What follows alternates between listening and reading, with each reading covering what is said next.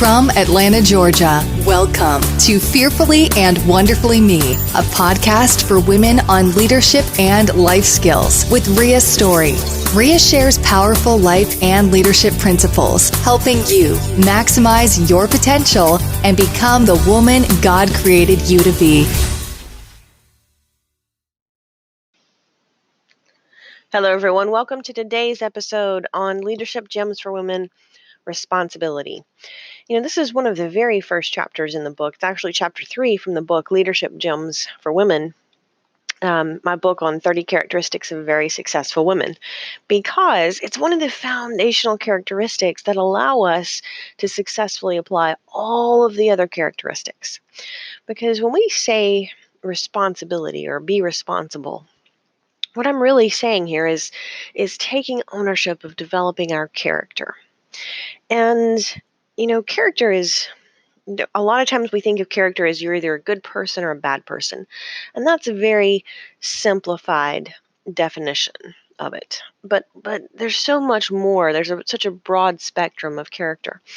Because we talked about in a previous episode, being proactive is being response-able to what happens around us. And if we are response-able, we are therefore responsible for the responses that we choose.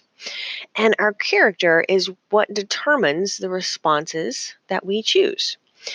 Henry Cloud, I love his definition. He says, character is the ability to meet the demands of reality.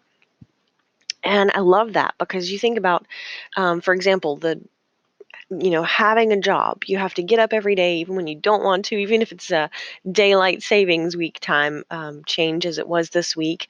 And so many people are grumbling about having to get up early. And you're getting up and going to work every day requires character, right? Character is the soft skills, the intangible qualities that make us successful. It's things like attitude or work ethic, integrity. So your willingness to get up and go to that job every day requires character. Your ability to get there on time requires even more character. And the ability to be positive while you're there requires character. So, I love Jim Rohn's quote on character. He says, character isn't something you were born with and cannot change, like your fingerprints. It's something you were not born with and must take responsibility for forming. And taking responsibility as a woman, as an individual, but also as a leader, can really be broken down in two ways. First, it's responsibility to others.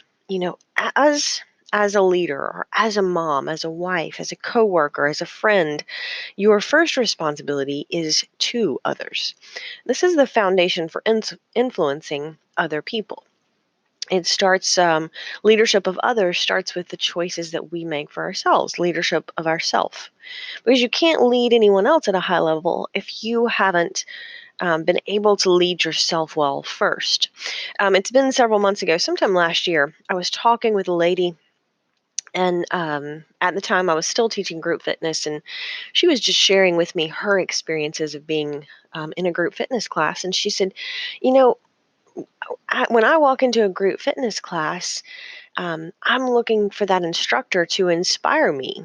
And I really want to see, if they're encouraging me to go hard in the class and work hard in the class, I want to see them working hard. Or if they're encouraging me to lift weights with good form, I want to see that from them. She said, I want to, I'm looking to them to role model what they're trying to encourage me to do.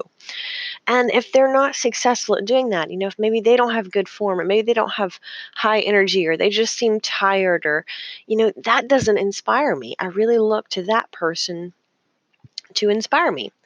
And I said, you're exactly right, because we are influenced by those people who we look up to. And when someone is trying to inspire or encourage or lead and influence us to do something, we want to know that they've been able to do it for themselves. It's much like leadership. I love to use the analogy that leadership is much more like a tour guide than a travel agent. We are not influenced by those who want to tell us how great it is to get to the top but haven't been there themselves. We're influenced by that person who's climbed the mountain and has come back down to help us climb. And that really inspires us and encourages us. So, as women, as leaders, our first responsibility to others comes when you're ready to say, I'll work on me first so I can help you. And unless you're ready to accept that responsibility, you're not going to be able to become very successful as a leader. So, your first responsibility is to others. Leadership isn't something you do, it's something you are, because it starts inside us. We all have some influence, but if we want more of it, we have to be intentional about those choices that help us impact others. So it starts with accepting responsibility for striving to be better ourselves, working on our character ourselves. John Maxwell states, reaching your God-given potential requires taking responsibility for yourself and your life. It means taking an active leadership role with yourself. So the first level of responsibility to others. The second is responsibility for others. Now, the first responsibility is foundational, and you really can't influence people without it. But the second responsibility is perhaps where you actually build more influence. Accepting responsibility is kind of a give and take. And when you're accepting responsibility for others, first, you're accepting that you can give the things you can, such as knowledge or wisdom, respect, love, opportunities, experiences, responsibilities through appropriate delegation, credit when things go right. You're giving those things. And you're really, in other words, you're nurturing others, you're helping them grow. And then you take. As a leader, you take the blame. You take the responsibility when things don't go well. You take the burdens. You take the responsibility for removing roadblocks from the path of others.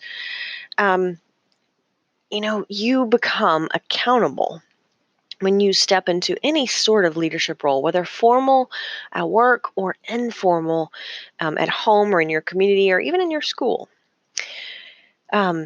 You accept that responsibility for others. And the woman who will accept responsibility to others and for others on her team or in her organization or even in the family will very quickly increase her influence. So think about ways, ask yourself how you can accept or ask for additional responsibility, either in your professional life or your personal life. At work, it might mean taking the lead on a new project or volunteering to lead a focus group. Or maybe at church, it means starting a study group so that you can bring together a group of women who want to increase their influence with their families. And at home, maybe it means becoming a leader by setting a good example with your food choices and helping the people around you, your children, your spouse, do the same. Accepting responsibility for everything in your life is the key to being able to change anything in your life. Accepting more responsibility in this area of your life will allow you to develop greater influence, because more responsibility equals greater influence and even greater control. I love Andy Stanley's quote on character that says, character is the willingness to do what's right as defined by God, regardless of personal cost. And really, I think about being responsible takes that level of character that says, I'm going to do what's right regardless of personal cost because it's right. And sometimes it's not the easy thing or the fun thing or the fast thing to do, but it's the willingness to step into that role and say, this is what I'm going to stand up for. Until next time. Start increasing your influence and maximizing your potential with Ria's audiobooks. Available at audible.com, amazon.com, and iBooks. Please visit riastory.com to learn about Ria's books, resources, speaking, and training programs. Thanks for listening.